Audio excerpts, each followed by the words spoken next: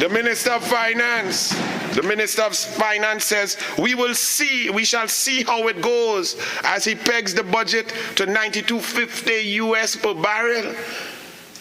Yet the price on Thursday was 92.45 per barrel. Yet the minister tells us that the normal price that we should expect is $2 US less than the 92.50. So really under his calculation, we at 90.50, but he pegged the budget at 92.50. Why has the minister come to take the budget so high to where it actually is? Over the years, the convention and the practice of ministers of finance are to leave a cushion there for any errors to ensure that you do not over budget. For example, in 2004, the PNM got prices of oil up to $150 per barrel, but they only budgeted at $78 per barrel, leaving a cushion. In the People's Partnership government, prices of oil went up to $125 per barrel, but the partnership government budgeted at $80 per barrel, leaving a gap there, safety net. So why did this honorable minister do this? Why? Let me just quote from the Heritage and Stabilization Fund regulations, the law of the land. It says in 13.1, where petroleum revenues collected in each quarter of any financial year exceed the estimated petroleum revenues for that quarter of the financial year by more than 10%, the currency of the United States of America equivalent of the excess revenue shall be withdrawn from the consolidated fund and deposited to the fund in accordance with section 14.1, which means that the minister would be forced to save for those future generations that the Minister of Foreign Affairs was talking about. But this minister does not want to save. He pushed the number right up to the top. So if you increase by 10%, it means you have to go up to a price of $101.75 US before any savings have to go to future generations. This is insipid. This is wrong. This is not in the best interest of the country and future generations. Senator Roberts, you have 5 more minutes. Thank you very much. My daughter Anaya lent me, I was reading books for her, and I have that book there, Disney Fairy Tale Collection, a collection of fairy tales which actually contains more facts and reality and truth than this Douen Storybook 2023. This is the autonomic budget, the autopilot budget, the budget of just leave it so and just do what you have to do to get recusals and to increase your PSIP and your discretionary spending without tendering, with a gutted procurement legislation, with interlocking directorships, one person, one human being controlling 9 state boards. This is the PNM, and that's why Balize House rises and the UNC has to rent.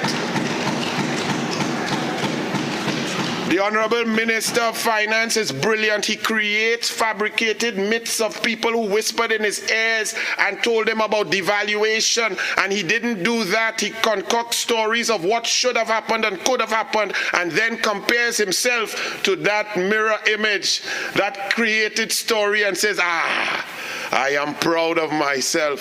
Things could have been worse if I listened to whoever told you to devalue the dollar. Nobody told you that, but the UNC told you, don't shut down the refinery. McKinsey, Solomon, and Lashley said, do not shut down the refinery. Restructure, refinance, keep the refinery open. How much money have we left on the table due to the war in Russia with Ukraine? How much money could we have made extra had we been refining products?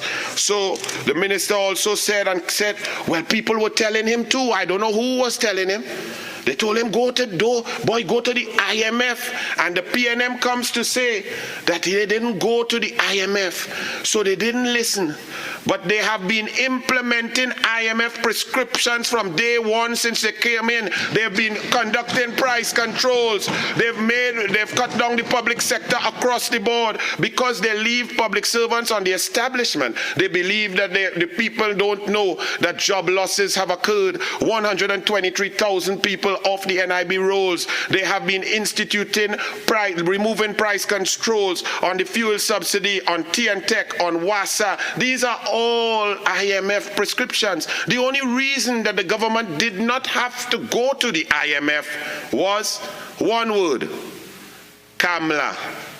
12.26 billion in reserves 2015, 7.8 million US in the Heritage and Stabilization Fund, 14 months import cover, so a AAA plus investment rating, so the PNM could borrow 30 billion because Kamla left the economy strong.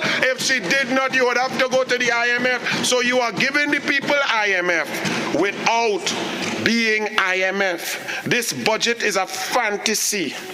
The permanent secretary in the Ministry of Finance in the spotlight said that the way they have budgeted was to delay payments, legitimate payments. They slowed it down and delayed it, and they did not release legitimate requests for releases from ministries and corporations.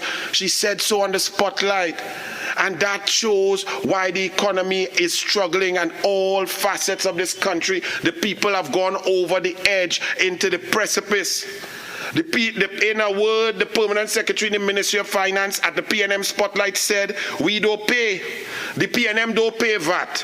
The PNM don't pay contractors. The PNM don't pay NGC. The PNM don't pay labor. Now, with this indemnity gate, it seems the PNM don't even pay their bribes. I end with a quote that aptly... Senator Roberts, I will ask you to withdraw and apologize for that last statement. I withdraw and I humbly apologize, ma'am.